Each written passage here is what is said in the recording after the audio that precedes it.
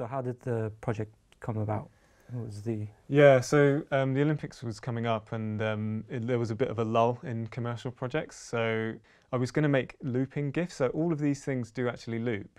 I was going to do 3 of them. And then if we had time, I'd make 5 and then make an edit out of those loops. Limpops and having balloon characters doing sports, it just kind of fits so nicely. Yeah. Once I had that, the main challenge was what can they be doing that's other than just popping, because they can't just pop on every single one. We bought balloons and I was just playing with them, and it's just like, okay, just like thinking through what do balloons do, and then how can you take those physical properties and apply them to these different sports. I always wanted to do something with the lightness of a balloon, so have like the character float in some way. And the idea for this one actually came from, it was going to be a long jump originally. Okay. And the character would run and then jump and then just never land, and it would just be a continuous thing. Yeah. But I think the high dive, it just kind of worked nicely in terms of framing. So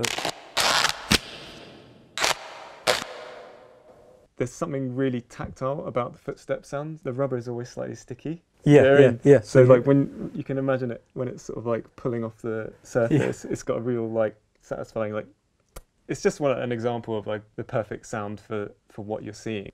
It adds something to the character's movement that's not there. So with the footsteps, sometimes you can go through the process of where you cut something up really finely and try to match it exactly to the action.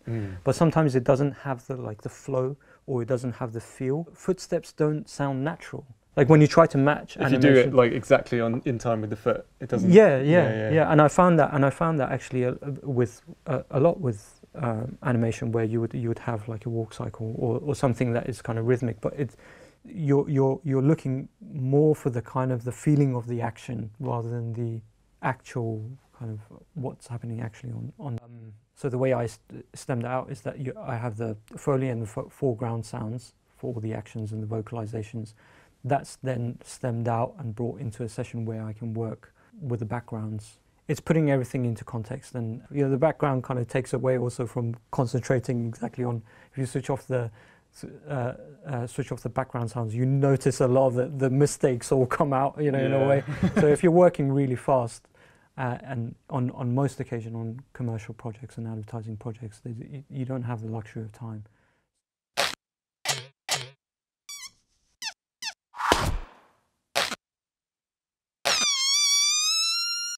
That one.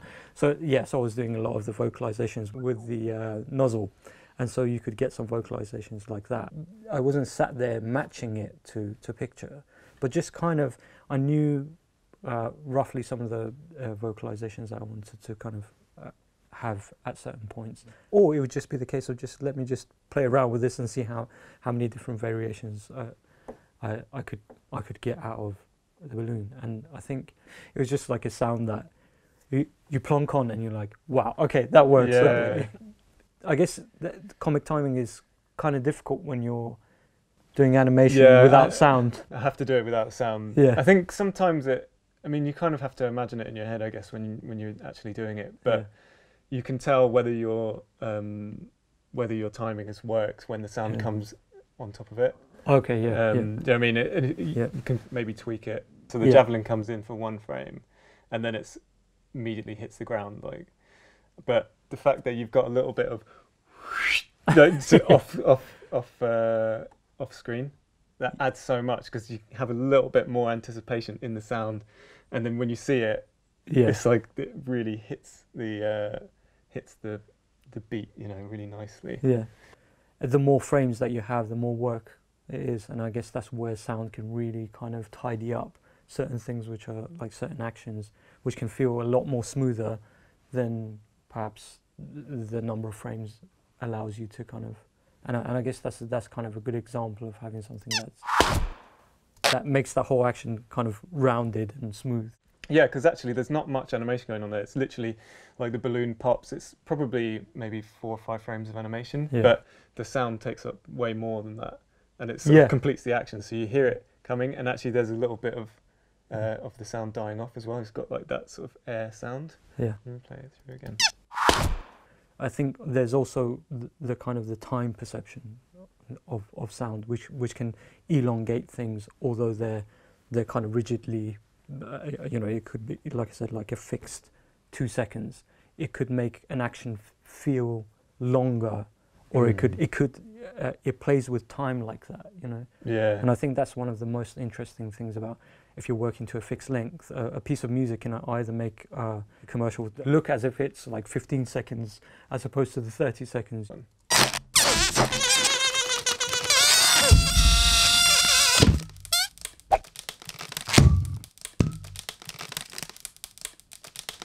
Maybe on that one, it would have been really tempting just to have a physical sound of the head, like going in and out. Expanding, but yeah. like it was nice to have a vocalization instead. Yeah. You know what I mean? So it's more like the character is going with his mouth rather than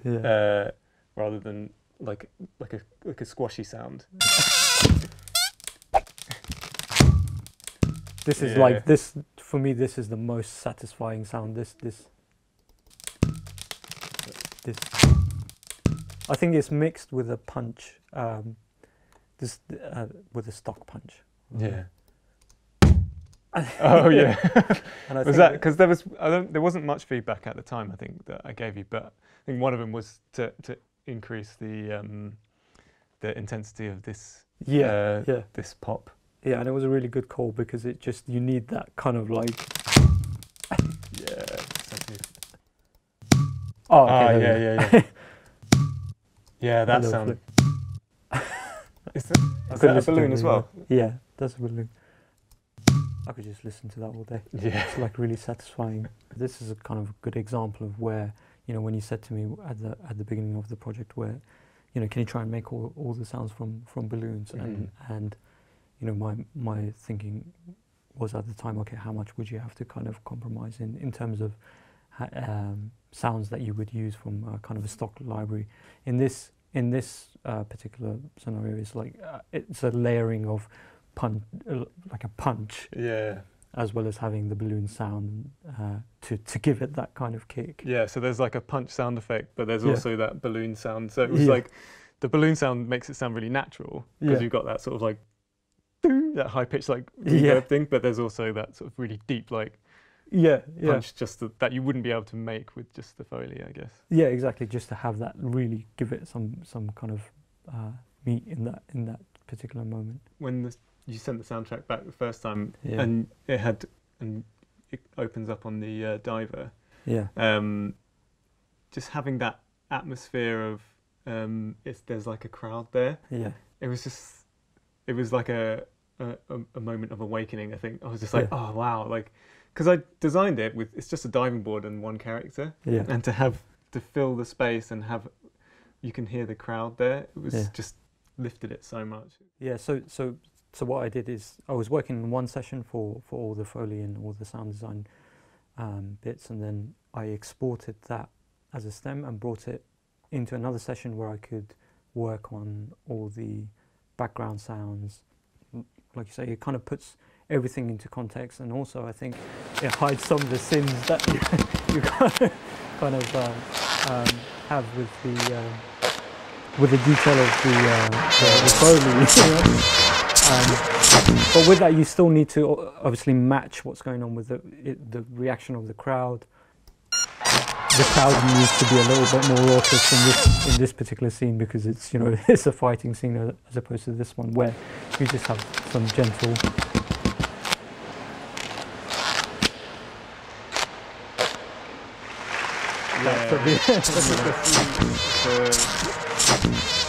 Looking back at these two sessions, one thing that I noticed myself was that I can see a lot of things were done in a kind of a rush, so there are lots of little points where I can hear kind of not tidied up enough, But I guess that this is one of the things that if you have the luxury of time, you could just you can really work on something, and it's never like that. It's never like that in advertising or in commercials where you'll get like a separate time to really like mix what you're doing. At least not in my through how I kind of manage my project process. But I think it works well if you're working as a duo, or like if there's three of you and one person takes care of the kind of, let's say, the backgrounds, one person takes care of the foreground stuff, and then one person, for instance, brings the whole thing together and masters it. But when you're when you're just working by yourself, sometimes it's difficult to kind of pace yourself in a way where you can pay attention to every single detail. I've kept it really simple, you know, like for instance, I haven't really gone beyond using the sort of the standard plugins on Logic, for instance, you know, whether it's the channel EQ. There are some UAD stuff which is kind of external plugin processing. The main plugins that I'm using in order to control the sound are channel EQ and pitch. And those are really to try and kind of get the sort of the perspective and the distances right. So you'll place a sound, but it doesn't quite, the sound is not quite meshing with the image. And I think that's where a lot of the work comes in. Yeah, I think, could we talk about the music a little bit?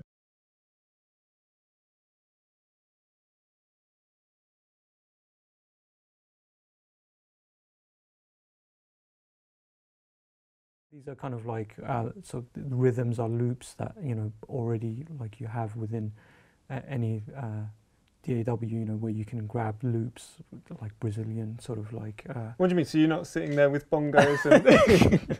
No, I think that would have been, that would have been impossible for me to, to try and make happen in a short amount of time. But, you know, so, but it was, again, I'm kind of working to a really short kind of deadline, and it's about the whole piece. It's not about all these individual elements. You have a given time and you have to try and hit all those points. You know, if I overspent time on, let's say, creating music, then you're going to lack on the sound design and the sort of the meat of the whole film, really, in a way. I'm using a synth called Diva. It's an analog modeling synth, so you get those really nice sort of wavy